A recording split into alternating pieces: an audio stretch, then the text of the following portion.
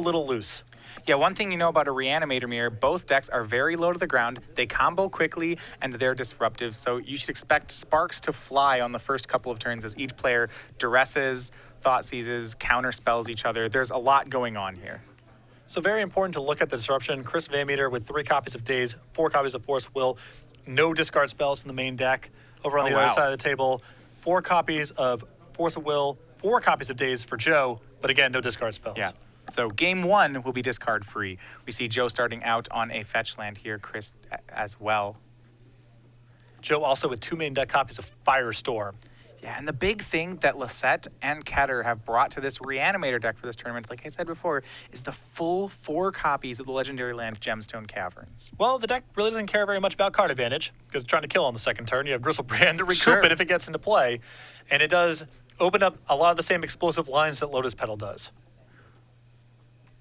A little bit of jockeying for position here. Chris VanMeter on a Ponder sees both Careful Study and Gristlebrand. A lot of great setup for him. I believe Hapless Researcher as well, so if he didn't have a way to get it in the graveyard, he does now. Yeah, well, there's some interesting things that go on in the Reanimator Mirror. Mainly the card Exhume can become a lot worse depending on what point of the game you're in.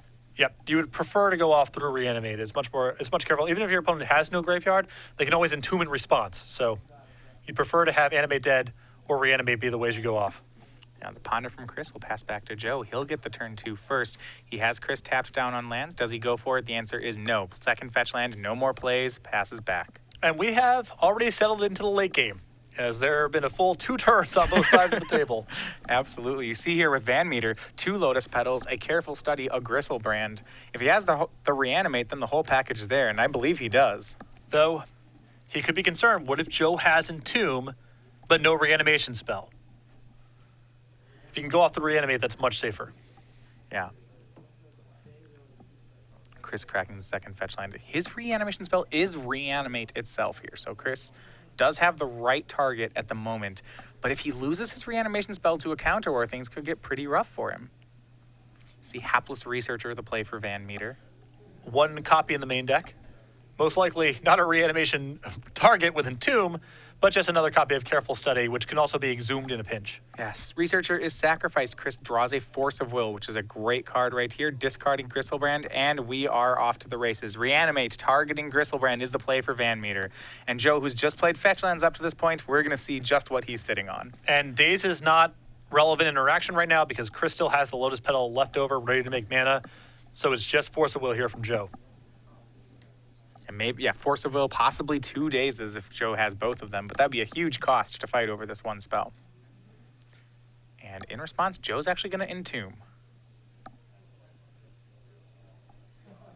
And we'll see, does Chris want to fight here? He has Force Will. I know I'm not positive he has a blue spell to go with it.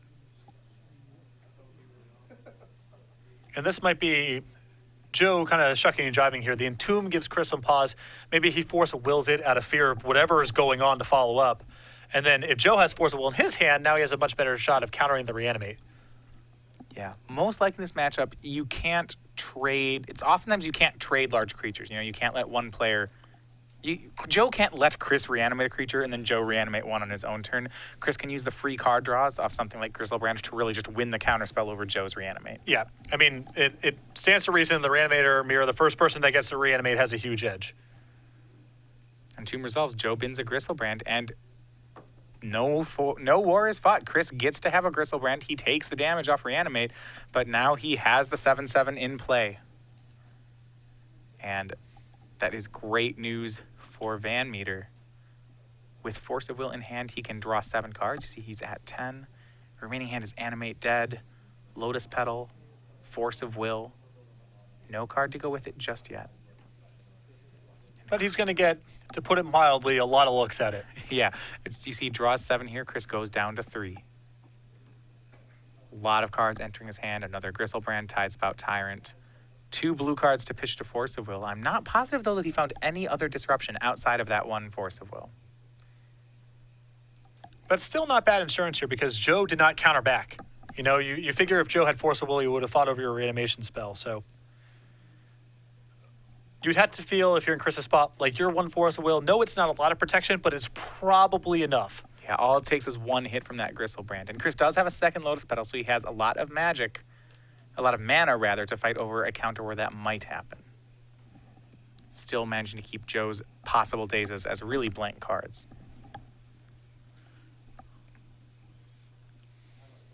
And Chris moving to cleanup, deciding which 7 he wants to keep here. He just really needs to make it to the next turn and get that hit in with Gristlebrand. Though I think Chris would be well served by discarding a creature here. It looks like he's keeping it all in his hand. Just because now with no creature, it opens up the door for Exhume. I guess the flip side of that is if he discards one of his creatures, it gives Joe a reanimate target. But he already has that in Gristlebrand. So unless Chris is especially worried about Tidespout Tyrant being the card that gets brought back, which perhaps he is, I would perhaps want a little more protection against a possible Exhume. Well, I think if Chris discarded Tidespout Tyrant and Joe did land a reanimate on it, it's very possible that Joe would just bounce the Gristlebrand and be able to steal the game away from VanMeter. It's problematic, but the flip side is now Exhume is, something Joe can do. Yeah, certainly difficulties on both sides. Joe, on his turn, he's going to try for Animate Dead on Gristlebrand. You have to think that'll get a response from Chris, not wanting to have a Gristlebrand mirror here. He'd like to be the only player with Legendary Demon in play. Yeah. If this is not counterspell worthy, I don't know what is. But I think Chris rather just waiting for Joe to present before he does anything. And that will get the Force of Will from Chris's hand. He goes to 2. So those numbers not irrelevant here. Exiles the Tidespout Tyrant. So if he's willing to exile the Tidespout Tyrant, I think that means that he just has no interest in getting fancy at all. He feels like Gristlebrand is good enough to win the game, and he doesn't want to risk putting anything in his graveyard. Now, if Joe has mana and reanimate, he could go for it again, but he does not. He doesn't have either. So he'll pass back with 2 tap lands to Chris, and it looks like Chris is going to get a hit in with Gristlebrand, and that's going to happen. Chris goes up to 9, and that may be all he needs to seal this. It all stands to reason. If Joe didn't have the Force of Will to fight over the reanimation spell last turn, he probably doesn't have Force of Will to push through a reanimation spell on his own turn. And now the coast is clear, I think, for Chris to go get Iona, reanimate it, and lock the game up. Yeah, and you see him doing that. Casting his Entomb, putting Iona in the graveyard. He does have an Animate Dead in hand, and he's going to shut off all of Joe's answers here. Casting Animate Dead on Iona. Once she names black, Joe can't get any creatures out of his yard. Nope. No show and tell, I believe, in Joe's list. Not in the main. He's only on black cards, and Chris locks it up. And there you go. Game 1 going over to Chris VanMeter here in the final round of day 1. This is round 7 in the Players' Championship. These 2 players fighting for one of the last spots on day 2. In a very chaotic, very fast mirror match. Yeah, absolutely. So Chris's sideboard here, 2 copies of Pithy Needle, an Inkwell Leviathan, a Sphinx of the Steel Wind, several copies of Abrupt Decay, a Flush of Storm, a Duress, 2 copies of Massacre, 4 Thoughtseizes. Give me the discard spells here, the Duress, the 4 copies of Thoughtseize. I think Flush of Storm can come in. And it would not surprise me if he brought in Inkwell Leviathan as a superior reanimation target versus Elish Storm, which doesn't do very much in the matchup. Yeah. So a couple options for Chris here. We're going to take a look at Joe's options in just a second. One of the things, though, if you've been following on the internet, one of the really big sensations of the last year has been the webcomic Cardboard Crack.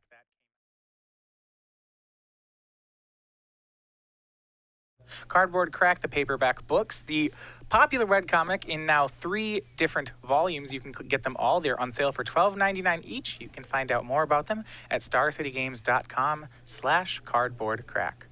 A lot of fun, whimsical, black and white comic strip. Good gift for your loved ones, good gift for yourself. Yeah. Who doesn't deserve to laugh, Going to the sideboard, though. So Joe Lossett's board doesn't actually have the normal show and tell package that you might expect out of a Reanimator deck. So looking at the things he has here, a lot of them, he has 3 Thoughtseize to fight in this matchup, and that's really going to help him a lot.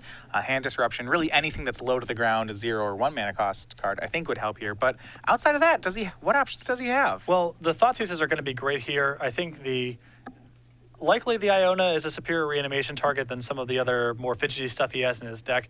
1 Coffin Purge is a great card, too. Coffin Purge is really nice in a Reanimator sideboard because if you happen to draw it, it can play over the top of a counterspell, and it is an Entomb target if your opponent tries to go off. So very flexible, and I think the 1 Coffin Purge comes in. Great to draw and great to tutor for.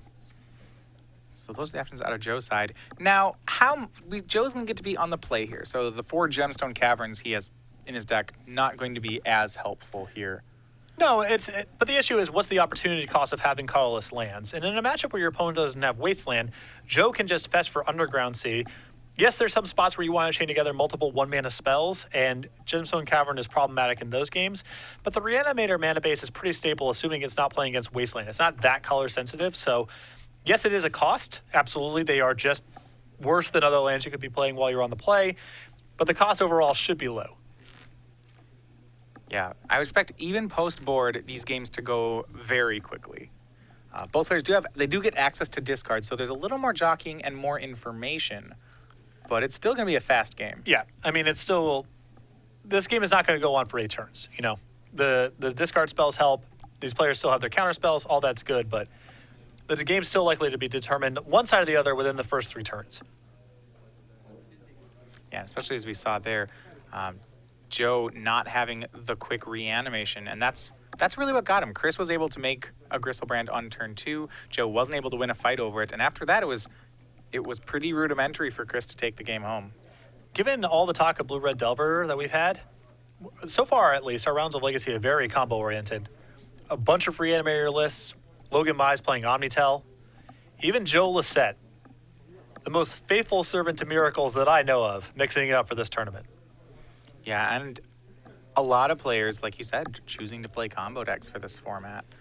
And I think some of that is really in response to these Delver decks getting really less disruptive and less honest with their disruption. Even Steven Mann, a player who has been a fan of Teamer Delver in the past, really played a blue-red style of Teamer Delver this weekend. Cut his Nimble Mongoose, decided to play Monastery Swiftspear, took out the Stifles, took out the Wastelands, kept in Tarmogoyf, so still has green cards, but you know, there's not as much disruption there for a lot of the combo decks.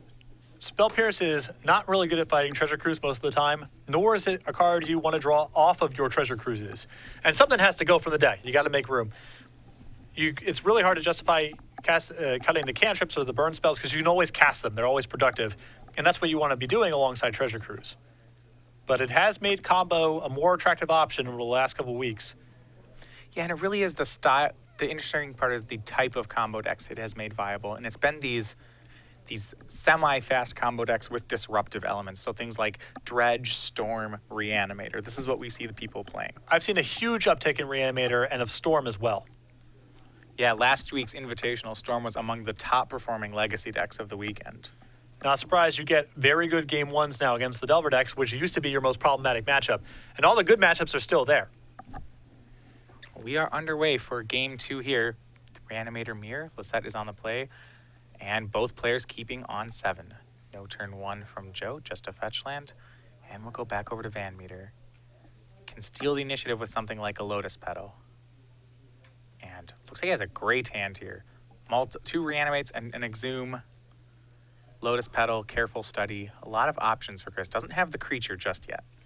I think he wants to just keep his Brainstorm in hand here because, you know, his hand doesn't have all it needs just yet, and would like to protect himself from a discard spell or be able to find Force of Will in case Joe's opening is very explosive.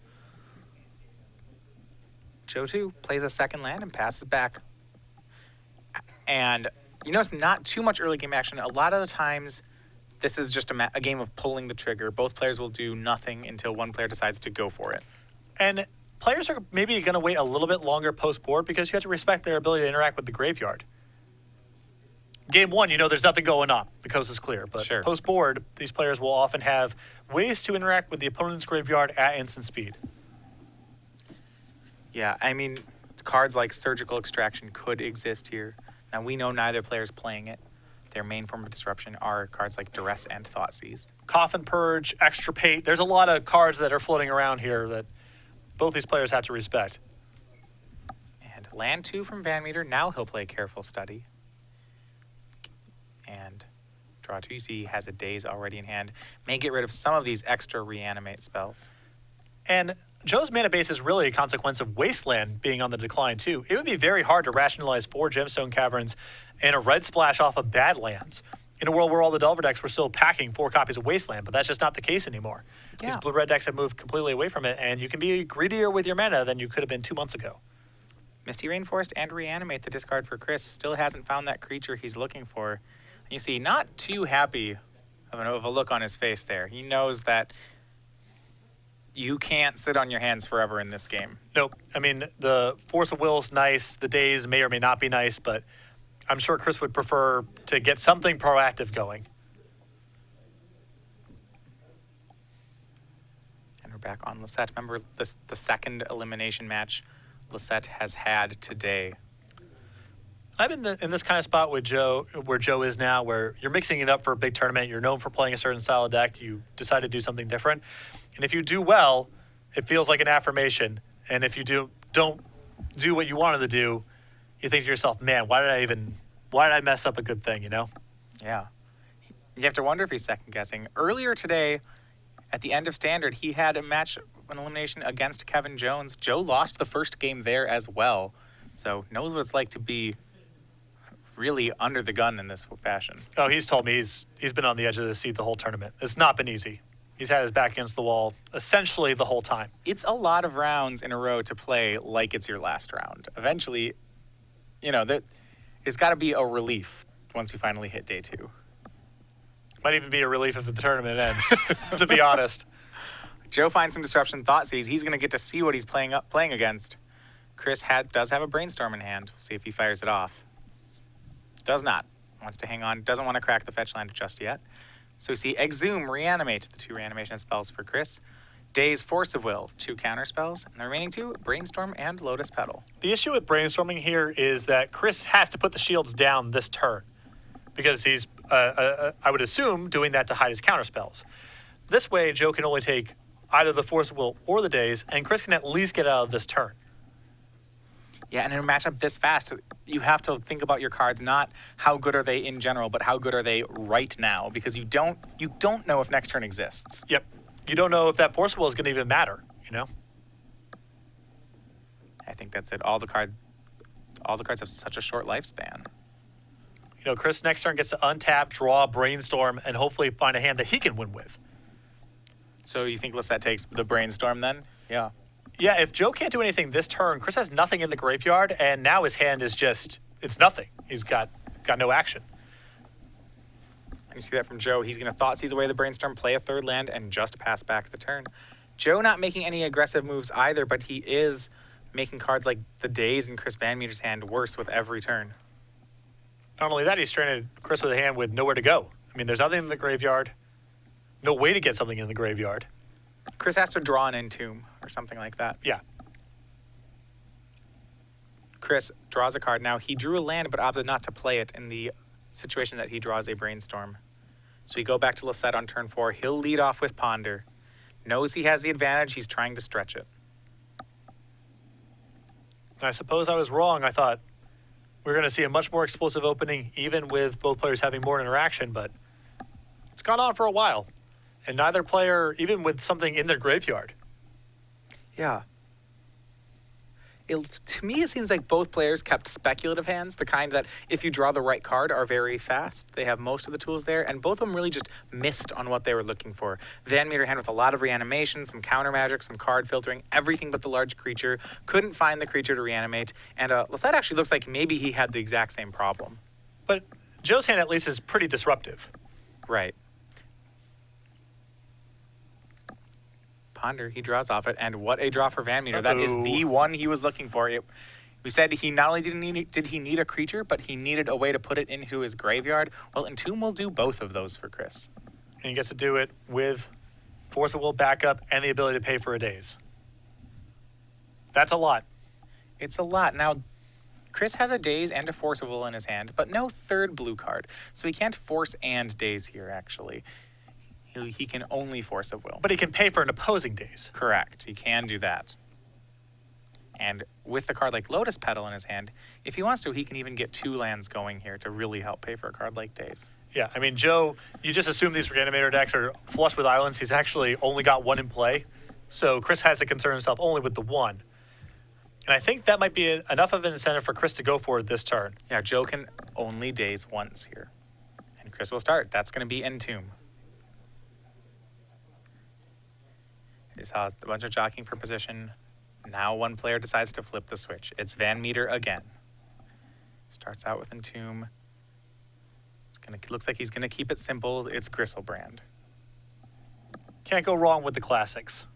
Nope, he's the standby in the deck, and a lot of the time just the best target. Lotus Petal played. Chris being very careful to play around Daze here. Remember, Chris has not made a land drop just yet. He does have another land in his hand. He'll get a second Underground Sea. And is this going to work?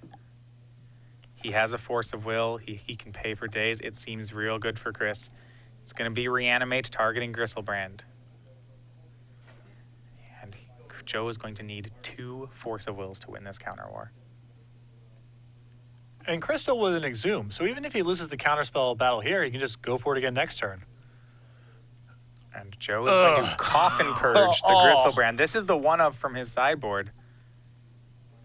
So, Coffin Purge, the pretty strong graveyard hate card here. I mean, this is just perfect.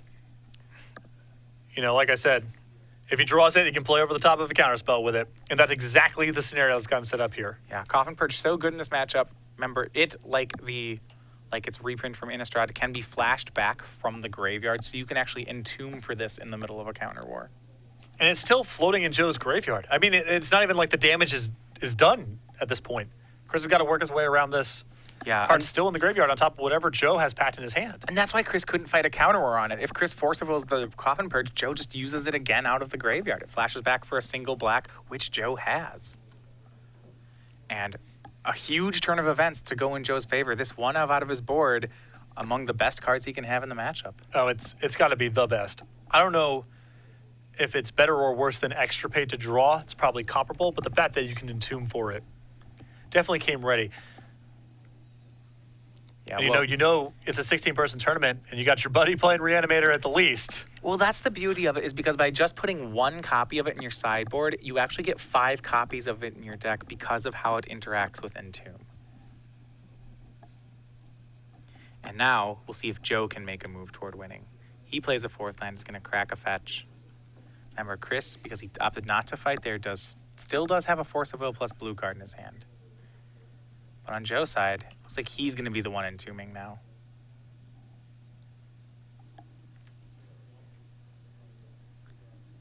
And maybe the Gristlebrand will be on his side of the board. We'll see. But Chris is just in a ton of trouble now. Even if he gets out of this turn where it looks like Joe's going to try to pull the trigger on reanimating something, he's still got to beat the Coffin Purge that's hanging out in Joe's graveyard. Yeah, Chris's hand doesn't have much action in it. It's missing some pieces. He doesn't have any card selection left, so he's just playing off the top of his deck. In addition to that, he does have to play around the Coffin Purge. It's generous to say that Chris probably would need 3 turns to set up for a win. And it wouldn't surprise me here if Joe is going for Iona with the intent of setting Iona to blue and then saying to Chris, all right, you can't cast blue spells and you got to be a Coffin Purge too. Yeah, I mean, blue or black both seem very good in the situation. It might be that he sets it to blue because he's not sure if Chris is boards into a show and tell package. He would certainly want to keep that from happening. And Joe will go for it. Animate Dead targeting Iona. That'll get the Force of Will out of Chris's hand. Can Joe force back? He can daze. He will. Chris has to burn the Lotus Petal. Chris pays. And Joe dazes again. That his fetch land for the turn meant he had a second island this turn. You see Chris with a land in his hand right now. Maybe a bit of a misstep on his side. And Joe still able to keep the Badlands up through all of this, meaning Coffin Purge still good to go. Joe's opted to name black with Iona, so taking away Chris's ability to reanimate any creatures. It feels like kind of hard to win one way or the other. Yeah, I'm not sure which one. Yeah, they both seem great. Black gets around the possibility that Chris plays some sort of removal spell. As you see here, Chris just playing fetch lands. As Iona goes to work, she's a 6/7 due to Animate Dead. That'll be 3 hits. The first one sends Chris down to 11. The second one's going to send him down to 5. Chris draws Flusterstorm. That's not going to be any help. Force of Will, and we are on to game 3. Joe mounting a comeback in the elimination rounds yet again, dropping the first game. He took out Kevin Jones this way. Can he do it to Chris VanMeter? That Coffin Purge was such a punch in the gut. I mean, I think that Chris there, if you ask him as he's trying to reanimate, do you think I'm actually going to get this thing into play? Given that Joe really hasn't done anything, sitting on a lot of cards in hand, I think Chris is probably thinking to himself, it's unlikely. Maybe it happens. Yeah, I mean, it's maybe, right? He could pay for a daze and has a Force of Will, and Reanimator isn't that disruptive. So not impossible. But the worst case scenario, right? All right, I fail, and then next turn I go for it again. So even if it doesn't happen this turn, spread over 2 turns, I got a pretty good chance. But Coffin Purge, about the worst card in all of Magic for Chris to see in that spot. I mean, that's exactly it. If you're Chris, you might think, well, maybe he has 2 Force of Wills, but I get his whole hand then. I get 4 cards. I still have another I still have this Exhume. I can still go for this. This is fine. But you're right. Coffin Purge is a 1-card investment from Joe, and it's so hard for the Reanimator deck to play around. Yep. All right, so going to game 3, Chris knows that Joe has the silver bullet of Coffin Purge. So that he knows that Joe can Entomb for it or naturally draw it. How does this affect what Chris can play? How does this affect how he sideboards, if at all? He has to speed up. That's the thing. The Coffin Purge, even though it's a seemingly innocuous thing, it means that Chris is going to struggle to win the game if it goes long because Joe's going to get more opportunities to draw it. He's going to have more opportunities to Entomb for it with mana available. So I think Chris just needs to throw caution to the wind because even though it's a small thing, I think it dramatically changes how the matchup plays. Yeah, it does force Chris to be in, I guess you could say, the aggro role where these 2 combo decks are concerned. To the extent that there's any role assessment in the matchup, I think Chris is the aggressor. Coffin Purge really shifts the matchup quite a bit. It puts the late game certainly in Joe's hand. And Chris has no analog. There's nothing in his sideboard as good as Coffin Purge. There are some ways he can get around it. Chris can put multiple creatures in his graveyard and then Exhume. This is a way he can try to play around Coffin Purge. But the ways that you play around Coffin Purge, none of them are particularly easy for the Reanimator deck. And as we mentioned before, Exhuming is fraught with peril too, because if Joe can put something into his graveyard, then whatever you get might not be better than whatever he gets. Yeah.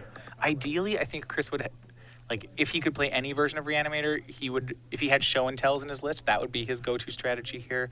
However, Show and Tell and Reanimator mirror is also not particular. It's also fraught with peril, as you mentioned. Yeah, there's no good path. Show and Tell is going to be tough. And the graveyard's going to be harder too. It's just one of those spots where you're Chris, your opponent at least used 1 sideboard slot to dramatically change this matchup. It happened, and now I kind of have to cross my fingers and hope that card doesn't surface. And it's really interesting, right? Because Joe Lossett and Kent Ketter came up with their lists together. So both of them know that they need a Coffin Purge in their sideboard because at least one player in the room is playing Reanimator. However, that player is their teammate. So it's always interesting, do you play the card? In this case, they both did, and they both got paid off because they're not the only ones on Reanimator this weekend. I mean, it's not surprising the way that Legacy's kind of tilted. We're seeing more and more combo decks, and even if you're only metagaming for one another, and on top of that, a Coffin Purge can come in against a couple of opponents. You run into a random Loam deck, that Jeff Hoagland's in the room. Not unreasonable that you could square off against Jeff playing some sort of Seismic Assault Loam deck. And then the Coffin Purge is very good there, too. Yeah, and if, lands, there's a lot of decks that you can do this against. And like I said, combo decks are on the rise again, and it's kind of the cyclical nature of Legacy here. As recent as Grand Prix New Jersey, we saw combo decks really just not performing well at all. The top 8 with 1 combo deck in it. And almost none of them at undefeated for the entire Grand Prix. Well, the format has become less counterspell intensive at least game 1. And I think that Treasure Cruise has done some damage to Miracles, too. It's still a good performing deck, but the Delver matchup has gone from great to anywhere from acceptable to good. It forced the Miracles players to start doing things like main decking Pyroblasts. They needed to have more ways to fight over the card Treasure Cruise because they really didn't want it to resolve on the side of the fair decks. And what that means is for combo decks, especially ones like Reanimator or Dredge that don't rely on blue spells resolving a lot of the time, I mean, they really can punish these fair decks that are trying to metagame each other. Absolutely. The decks that have been kicked to the curb as a result of all of this are sort of the one-for-one decks. The Deathrite Shaman, Abrupt Decay, Liliana Skeleton, we see almost none of that anymore. Various punishing fire strategies, forget about it. Shardless Sultai, one of the biggest losers off the Treasure Cruise era, for sure. It's just hard to win by trading 1-for-1. The Sultai decks are spending a lot of mana for flexibility or for versatility or for power in their removal, and that's just not worth the effort now when the beatdown decks can easily draw 3 cards for 1 mana. Definitely agree. We're going to move on to game 3 here in just a second. Chris VanMeter's back on the play. Remember, he was able to take down game 1. Lost game 2. Was never really able to find a creature in the early turns, and Joe had control over the late game. By that we mean he had control over turn 4. And it looks like a no-lander from Chris. He does have a Lotus Petal, and perhaps a Careful Study. He's thinking about it. It has Reanimate, Careful Study, Gristlebrand, but no lands, just a Lotus Petal. And Force of Will is protection. I mean, if he finds... With a blue card. Yeah, Force of Will. Finds a land. It's Thoughtseize, Force of Will, Tidespout Tyrant, Careful Study, Reanimate, Gristlebrand, Lotus Petal. This hand, to put it mildly, a low floor and a high ceiling. There are not many 0 land hands you can keep, but that's one of the ones you have to think about. It's close. It's real close. I mean, so here's the thing, though, and why I like that Chris mulliganed it. If your opponent plays a Lotus Petal, cracks it, and says Careful Study, and you have a Force of Will in your hand, are you going for it? Also, keep in mind, you've also sat there and thought about it for a minute.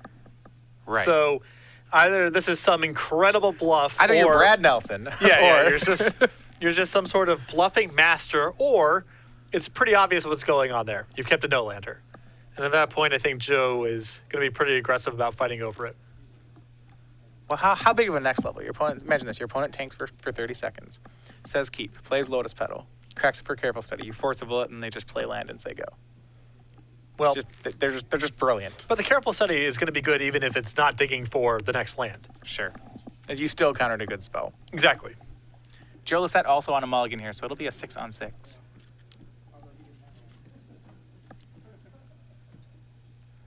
I mean, that's just, it's game 3. You're playing for your tournament.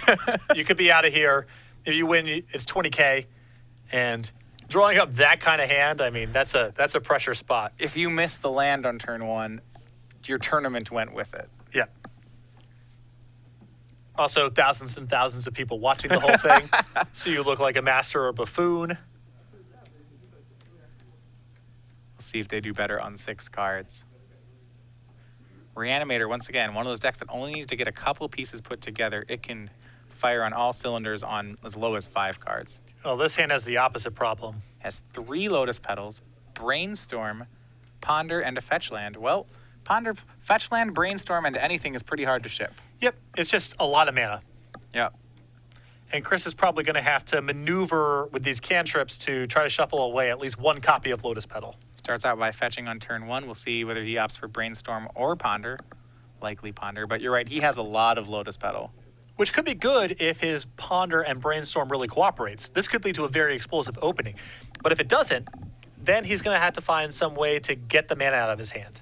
Yeah, if his Ponder finds the right couple cards, this could be a really great hand.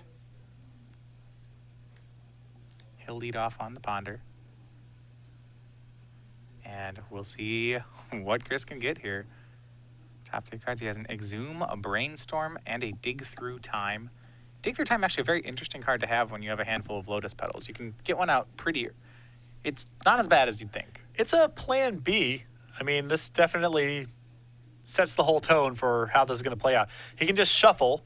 Right. He would have loved to have found a fetch land in here. Or, as you mentioned, he can go with the Lotus Petal Dig Through Time route. It looks like Chris is just going to shuffle away. Yeah, it does go for the shuffle here. Still has a second cantrip to try to smooth things out. That's the Brainstorm he has in hand. Yeah, I think the Brainstorm gives him a strong incentive to be conservative there. Because if he goes for Dig Through Time and he misses or Joe counters it, his goose is cooked. I mean, there's just nothing in that hand, so. Right. We'll see what his does have a random draw. We'll learn that one in a second. I believe it was Gristlebrand. Not a bad one. It's one of the pieces he needs. He needed a monster to reanimate. Now he has to discard it and reanimate it, so still some work to do. It's a starting point of sorts, but Rome was not built in a day. And we're over to Joe. Joe with a cop looks like has a pair of reanimates in hand, so he has that part of the puzzle figured out. He'll just play a land and say go. Back over to Chris. Too much of a good thing. Found Tidespout Tyrant that turn. Second Second creature, probably not what he was looking for. Chris will play a land, or play a Lotus Petal rather, give himself some days insurance, then cast his Brainstorm. This is a hand that's at serious risk of being Brainstorm locked. And the Brainstorm could not have turned out worse here for Chris. It looks like it's just a slew of discard spells that he drew into here. I mean, he can Thoughtseize himself. Again, we're sort of slowly getting towards something. If one of those correct cards is a Reanimate, that's not unreasonable that he would Thoughtseize himself. But the problem is that, you know, he's got 2 draw steps of, at the best, just keeping Joe off balance. Yeah, it looks like his 3 cards drawn were 2 Thoughtseizes and a second Gristlebrand. And he went ahead and put both Gristlebrands on top. Chris playing a second Lotus Petal is going to crack a petal for a Thoughtseize here. And this is the challenge if you're Joe. This means one of 2 things. Chris's hand is really powerful, and he's going to try to kill you this turn, or his hand is a mess, and he's trying to buy himself as much time as possible. So what hand do you put Chris on right now? Cracking a Lotus Petal for the Thoughtseize? I would go with the latter there, because he had the option to play a land this turn and didn't. That seems the most likely. But you're right, it could still be the other. You can't, you know, you have to still be worried as to what cards you're putting back here. The most likely scenario is Chris's hand is really bad because he's kind of fumbled around early. He's shuffled with his Ponder. Yeah, he mulliganed, shuffled with a Ponder. There's a lot to crack to Petal to play Thoughtseize. There's a lot of indications that Chris is doing things in a fashion that in an awkward fashion, I would think. But there could also be, you know, the 99th percentile of hands where he's trying to kill you this turn. Lotus Petals lead to some of the best hands for the deck. Yep. Joe figuring out what he wants to hide with this Brainstorm. Knows that the Thoughtseize is going to resolve. If he suspects Chris has that slow hand, he can set up for a long game here. Brainstorm's finished resolving. He'll show his hand. It's a pair of Reanimates, a third Reanimate, and 3 lands. So Chris will get a Reanimate out of Joe's hand. And maybe Chris isn't the only player with a bust up here. Yep. Although Joe at least with the option to shuffle if his hand's bad. Yeah, he does have the uncracked fetch land. So if he finds his way toward a cantrip, he will get to shuffle. But this is horrible news for Chris because I think he was hoping for, yeah, this is really bad for me, but at least the 2 Thoughtseizes will likely prevent Joe from doing much of anything. But Joe's hand's also mana heavy, and he's got a leftover Reanimate even if you Thoughtseize again. And Joe's draw for the turn was a Thoughtseize of his own, so he'll get to see what he's up against now. It's Thoughtseize back on Chris. Chris with Lotus Petal, Thoughtseize, Tidespout Tyrant. And now the cat's out of the bag. Chris's Brainstorm locked with nothing of value coming. Now, of note, Chris had a chance here. If he had played all his Lotus Petals out and actually had kept his hand to be those Gristlebrands he put on top of his deck, Joe would have had no choice here but to Thoughtseize a Gristlebrand. Which is a lot of levels of play there. Right. But the problem is if Joe has Reanimate, it doesn't matter whose graveyard it's coming out of. Right. So in that sense, I guess you don't want it in the graveyard until you have the Reanimate spell. Yeah. And you see Joe knowing that he takes Tidespout Tyrant with the intention of reanimating Chris's creatures. That's exactly what's going to happen. And Chris shows, hey, my next 2 cards are Gristlebrands. I have no plays. And once again, Joe Lossett comes back from a game down to avoid elimination. And this time, that means Joe Lossett will be moving to day 2. I'm sure that Joe would like to go get a bite to eat and go to sleep. This guy has played with his back to the wall all day long. He's got a lot in front of him tomorrow, but he has survived today.